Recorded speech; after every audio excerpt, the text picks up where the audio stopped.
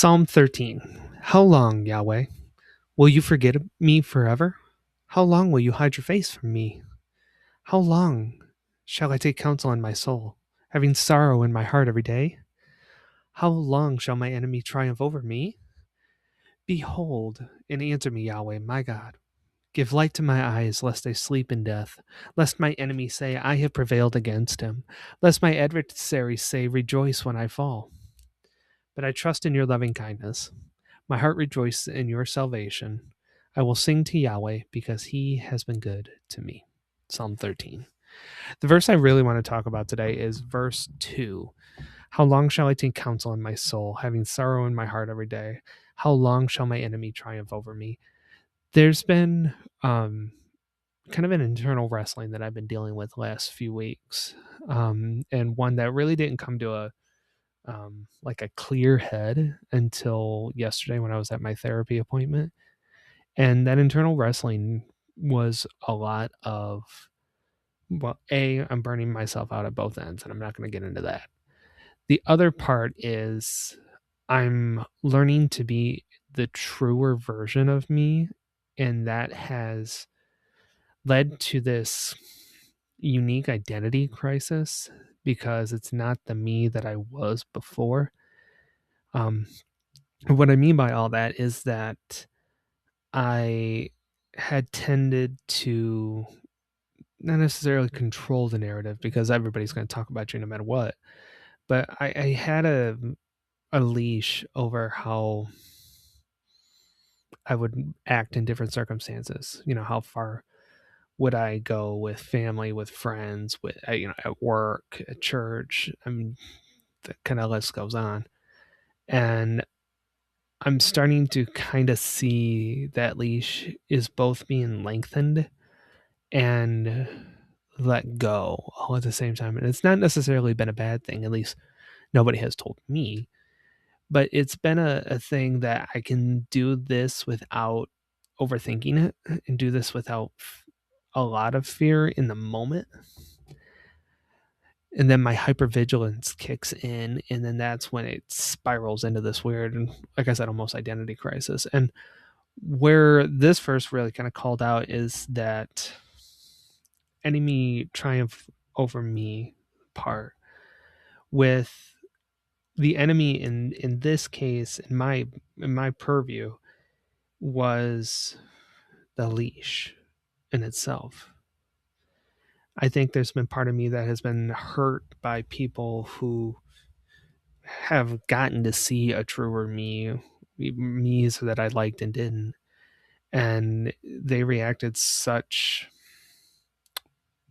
in such boldness and such um, not necessarily animosity, but such a, not even aggressiveness, just in a way that had me concerned with safety almost. You know, is this going to be a safe person to express myself truly? And can I even name right now what the truest version of me is? No. However, it's one that I know doesn't want to be hidden anymore. It's one that doesn't want to be afraid of expressing myself in different ways. Because the one thing I have noticed is that I have been probably a lot more filterless than normal, and not in a bad way, but I'm not as reserved as I was. I'm a lot more expressive than I was before. Um, I don't have as much patience, which I'm not the biggest fan of, but I actually don't view it in a bad way. And it's just there's been a lot of cycles of that the last few weeks. And as I mentioned, and I'll leave this as my take home point too, um, it's okay to have those questions. It's okay to have those doubts, those wrestlings, to be able to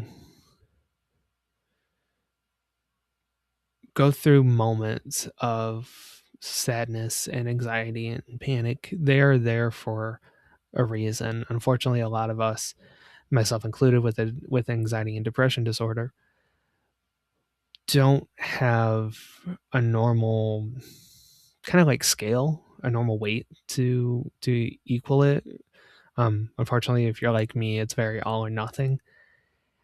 And you know, the chemicals just didn't add up right when I was being made in my mom's womb. But what it means is, and I'm not saying, God made me wrong. It's just a different way.